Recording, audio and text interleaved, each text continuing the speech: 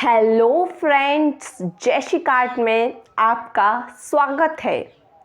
आज हम भारतीय इतिहास के कुछ विषय भाग 1 का चैप्टर 2 राजा, किसान और नगर, इसका भाग 7 पढ़ेंगे। सबसे पहले हम बात कर लेते हैं अपनी क्वेश्चन वाली प्रोसेस पर। मैंने आपसे कल क्वेश्चन किया था कि मोहनजोदड़ो का अर्थ क्या है। इसका आंसर है मोहनजोदड़ो का अर्थ है मृतकों का टीला। अब हम आज के क्वेश्चन को देखते हैं। आज का क्वेश्चन है कि मोहनजोदड़ो में कितने कुएं पाए गए हैं। हमारा जो मोहनजोदड़ो नगर था उसमें कुल कितने कुएं पाए गए हैं, इसका आंसर आपको कमेंट बॉक्स में देना है। अब हम आ जाते हैं अपने चैप्टर पर।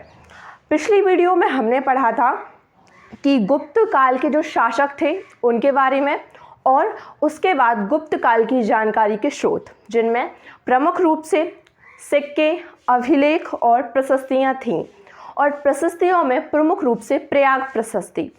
आज हम बात करेंगे गुप्त काल की एक प्रमुख प्रथा की, जिसका नाम है सामंतवाद। क्या नाम है? सामंतवाद। अब जो ये प्रथा थी वो किस काल में प्रचलित हुई थी? गुप्त काल में प्रचलित हुई थी।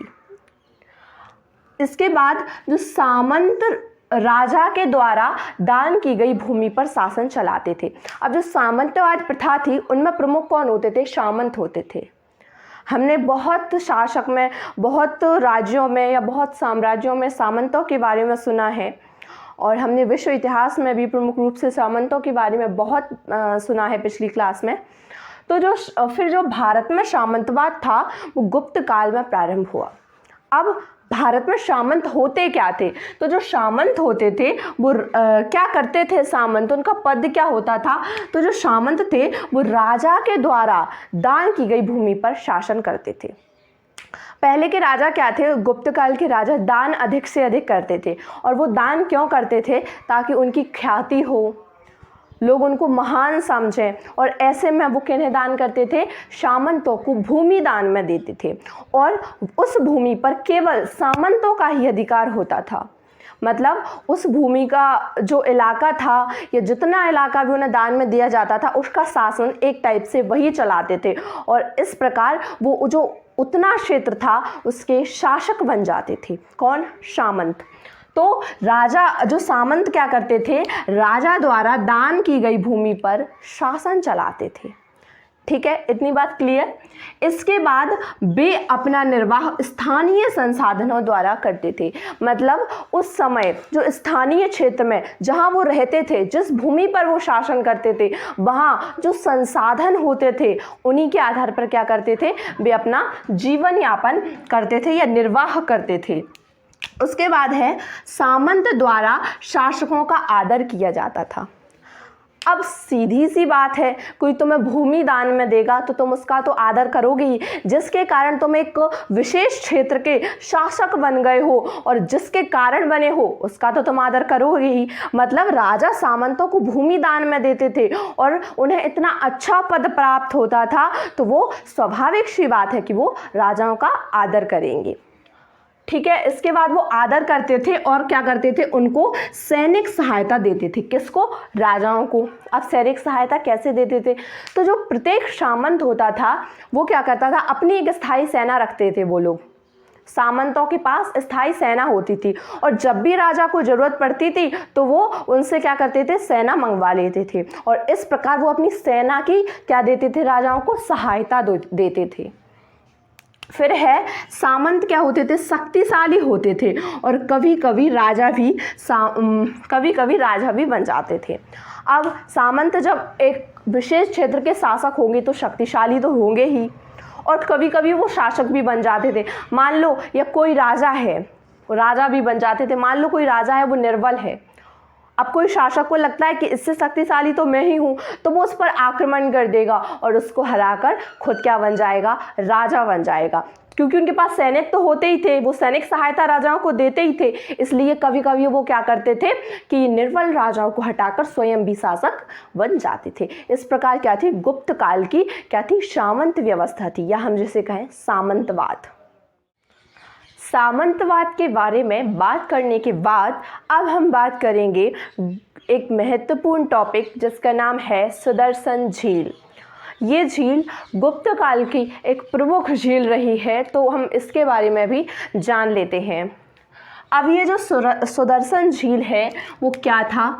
एक कृत्रिम जलाशय था। कृत्रिम का मतलब क्या होता है? जिसका निर्माण किया जाता है या जिसको बनाया जाता है मानव द्वारा, उसे क्या कहते हैं? कृत्रिम कहते हैं। और जो प्रकृति द्वारा प्रदत्त होता है उसे हम प्राकृतिक कहते हैं। तो जो सुदर्शन झील है वो क्या है? एक कृत्रिम जलाशय है, मतलब बनवाया गया जलाशय। ठीक है। इसके बाद अब जो सुदर्शन झील है, इसका ज्ञान कहाँ से प्राप्त होता है, इसके बारे में हमें जानकारी कहाँ से मिलती है? तो इसके बारे में हमें जानकारी लगभग दूसरी शताब्दी ईस्वी, कौन सी? दूसरी शताब्दी ईस्वी के संस्कृत के, कौन सी भाषा के? संस्कृत के एक पाषाण अभिलेख से मिलती है। इसकी जानकारी हमें दूसरी शताब्दी ईस्वी के संस्कृत भाषा के एक पाषाण अभिलेख से मिलती है। कौन से अभिलेख से? पाषाण अभिलेख से। किसकी जानकारी? सुदर्शन झील की। अब इस अभिलेख का निर्माण क्यों करवाया गया था? ये तो पता चल गया कि इस अभिलेख से जानकारी मिलती है। तो इस अभिलेख को शक शासक, कौन से शासक? शक शासक रुद्रदमन की उपलब्धियों का उल्लेख करने के लिए बनवाया गया था। सीधी सी बात है कि जो भी अभिलेख लिखवाता है, जो भी शासक, वो मुख्यतः अभिलेखों को बनवाने का उसका जो कारण होता है वो अपनी उपलब्धियों का वर्णन करना होता है। हमने देखा अशोक ने लिखवाए, उसने भी अपनी उपलब्धियों का वर्णन किया, और भी जिनने लिखवाए उन्होंने सब ने अपनी उपलब्धियों का उसमें वर्णन किया। तो ये जो अभिलेख था वो किसने बनवाए थे? शक शासक रुद्रदमन में क्या करवाया था? इनका निर्माण करवाया था। और किस लिए? अपनी उपलब्धियों का वर्णन करने के लिए। ठीक है। अब हम क्या कहेंगे? अब हमें ये पता चल गया कि ये इसकी जानकारी हमें कहाँ से मिलती है और किस जिस अभिलेख से मिलती है, उसका निर्माण क्यों करवाया गया था। अब अभिलेख के अनुसार, कौन से अभिलेख के अनुसार? पाषाण अभिलेख के अनुसार। अब ये पाषाण अभिलेख इस सुदर्शन झील के बारे में क्या कहता है? तो ये पाषाण जो अभिलेख है वो कहता है कि सुदर्शन झील में जलद्वार और तटबंध थे। सुदर्शन झील कैसी थी? जलद्वार और तटबंधों वाली झील थी। ठीक है, क्लियर है। इसके बाद अब इसका जो निर्माण है, सुदर्शन झील का निर्माण मौर्य काल में किया गया था। कौन से काल में? मौर्य काल में। और किसने? स्थानीय राज्यपाल द्वारा। मौर्य काल के स्थानीय, उसी जगह के जो राज्यपाल थे उसके द्वारा इस सुदर्शन झील का निर्माण किया गया था। कौन कह रहा है? पाषाण अभिलेख। अब इसके बाद एक भीषण तूफान के कारण तटबंध टूट गए। अब जो सुदर्शन झील थी, हमने देखा कि वो जलद्वार और तटबंधों वाली झील थी। उसका निर्माण मौर्य काल में स्थानीय राज्यपाल के द्वारा किया गया था। लेकिन अब जो इसमें तटबंध थे तो वो एक बार एक भीषण तूफान आया और इसके कारण ये जो तटबंध थे वो क्या हो गए? टूट गए। और उसका क्या हो गया? सारा पानी बह गया। किसका? सुदर्शन झील का। क्लियर है। इसके बाद रुद्रदमन ने, किसने? रुद्रदमन। अब हम आ जाते हैं इस रुद्रदमन ने, किसने? जिसने इस जो पाषाण अभिलेख है उसका निर्माण करवाया। तो रुद्रदमन ने इस झील की मरम्मत करवाई।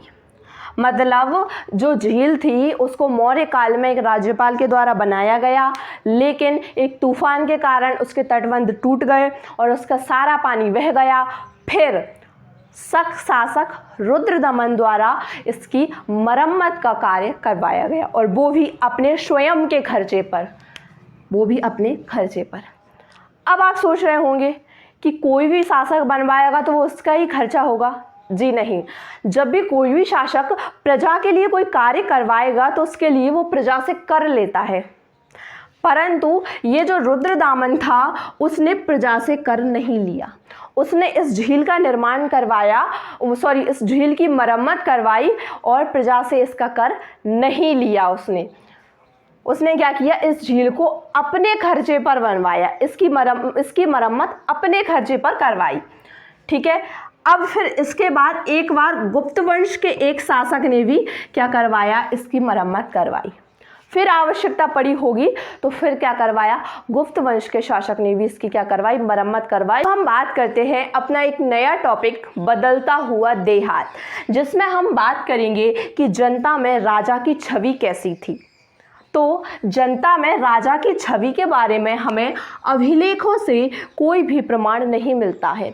इसके बारे में जो अभिलेख हैं उनसे कोई भी जानकारी या कोई भी प्रमाण नहीं मिलता है। जातक कथाओं और पंचतंत्र से अनुमान लगाते हैं। इतिहासकार क्या करते हैं, अब जानकारी तो प्राप्त करनी ही है, तो इतिहासकार जातक कथाओं और पंचतंत्र से अनुमान लगाकर क्या करते हैं, इसके बारे में जानकारी प्राप्त करते हैं। अब जो और उनमें से जो प्रमुख रूप से जानकारी मिलती है वो मौखिक किस्से कहानियों से मिलती है। मतलब जो लोगों के द्वारा मौखिक रूप से कहा गया और जातक और पंचतंत्र में लिखा है, उन्हीं के द्वारा इसकी जानकारी मिलती है कि जनता में राजा की छवि कैसी थी। फिर अब क्या है, जातक कथाएं। अब ये जातक कथाएं क्या होती हैं या कब लिखी गई, तो जातक कथाएं पहली सहस्त्राब्दी, जातक कथाएं पहली सहस्त्राब्दी के मध्य पाली भाषा में लिखी गई। ये बहुत ही इंपॉर्टेंट क्वेश्चन है कि जो हमारी जातक कथाएं हैं वो कब लिखी गई, तो पहली सहस्त्राब्दी के मध्य पाली भाषा में। कौन सी भाषा में, पाली भाषा में लिखी गई। अब एक गंधतिंदु जातक कथा है, क्या है, एक गंधतिंदु नाम की जातक कथा है। और अब ये जो गंधतिंदु जातक कथा है, इसके माध्यम से हमें जनता में राजा की छवि के बारे में जानकारी मिलती है। ठीक है। अब ये जो हमारी गंधतिंदु जातक कथा है, इसमें हमें जनता में राजा के छवि के बारे में जानकारी मिलती है। इसमें क्या है कि जो जनता है, इसमें यह बताया गया है कि जनता किस तरह दुखी थी, और केवल जनता में पुरुष, महिलाएं, बालक, वृद्ध, किसान और यहाँ तक कि पशुओं को भी शामिल किया गया है। इसमें बताया गया है कि एक बार एक राजा होता है, वो क्या करता है, भेष बदलकर अपने प्रजा के मध्य जाता है और क्या देखने के लिए जाता है कि जो प्रजा है, मेरी प्रजा है, मेरे बारे में क्या सोचती है। तो जब जो राजा भेष बदलकर प्रजा के बीच में जाता है और वो उनसे पूछता है कि हमारा राजा कैसा है, या मतलब कुछ भी पूछता है उनसे, तो वो अपने दुखों का वर्णन करते हैं उससे, और अपने दुखों के कारण वो राजा के बारे में बहुत भला बुरा कहते हैं। क्योंकि लोग दुखी थे राजा से, इसलिए वो क्या कहते हैं, राजा के बारे में बहुत ही भला बुरा कहते हैं, उसकी शिकायत करते हैं। और वो लोग कहते हैं कि हम लोग बहुत ही परेशान हैं। क्यों है परेशान, क्योंकि रात को तो क्या करते हैं, हमें शिकारी या लूटने वाले आते हैं, वो लूट के ले जाते हैं, और दिन में जो राजा के लोग होते हैं, राजा के जमींदार वगैरह होते हैं, वो हमसे कर वसूल करते हैं। और इस तरह से हम बहुत ही परेशान हैं, और इसके कारण क्या है कि हम क्या करते हैं, गांवों को छोड़कर जंगल की ओर चले जाते हैं। और इस प्रकार क्या होता है, राजा को पता चलता है कि उसकी प्रजा उसके बारे में कितना भला बुरा सोचती है। अब ये जो कहानी है उससे हमें क्या पता चलता है, या ये जो कहानी है उससे हमें जनता में राजा की छवि के बारे में क्या पता चलता है। तो इस कहानी से निष्कर्ष निकलता है कि जनता के मन में राजा की छवि अच्छी नहीं थी, बिल्कुल नहीं थी। उसके बाद जनता राजा से दुखी थी, क्योंकि क्या होता था, रात को तो उन्हें लूटने वाले लूट के ले जाते थे, और जो सुबह क्या करते थे, उनसे बहुत अधिक कर वसूला जाता था। ठीक है। जनता राजा से दुखी थी। जनता और राजा के मध्य तनावपूर्ण संबंध थे, बिल्कुल क्लियर है। उसके बाद राजा द्वारा जनता पर भारी कर लगाए जाते थे, ये भी बिल्कुल क्लियर है। करों के कारण किसानों की जो हालत थी वो कैसी थी, दयनीय हो गई थी।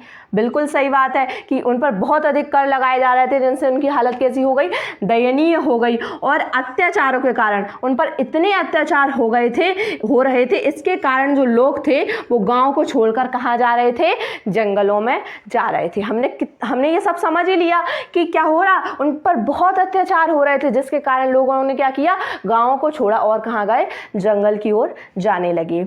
अब क्या हुआ, अब किसानों ने भी एक उपाय निकाला। अब राजाओं का कर तो रोका नहीं जा सकता था, कर तो उनको देना ही पड़ता था। तो किसानों ने क्या किया, राजाओं के करों को भरने के लिए, किस लिए, राजाओं के करों को भरने के लिए किसानों ने उपज को बढ़ाना प्रारंभ कर दिया। किसानों ने क्या किया, अपनी उपज को बढ़ाना प्रारंभ कर दिया। उपज बढ़ेगी तो उनकी आय बढ़ेगी, और आय बढ़ेगी तो वो उस कर को क्या कर पाएंगे, चुका पाएंगे। इसलिए उन्होंने क्या किया, उपज को बढ़ाना प्रारंभ कर दिया। और अब इस उपज को बढ़ाने के लिए उनने क्या क्या किया, क्या क्या ऐसी चीज़ें की जिससे उनकी उपज बढ़ जाए, ये हम अपनी नेक्स्ट वीडियो में समझेंगे। आज के लिए इतना ही। आशा है आपको आज का टॉपिक बड़े ही ईजी वे में बहुत ही अच्छे से समझ में आ जाएगा। अब मिलते हैं इसके नेक्स्ट पार्ट में। Thank you so much.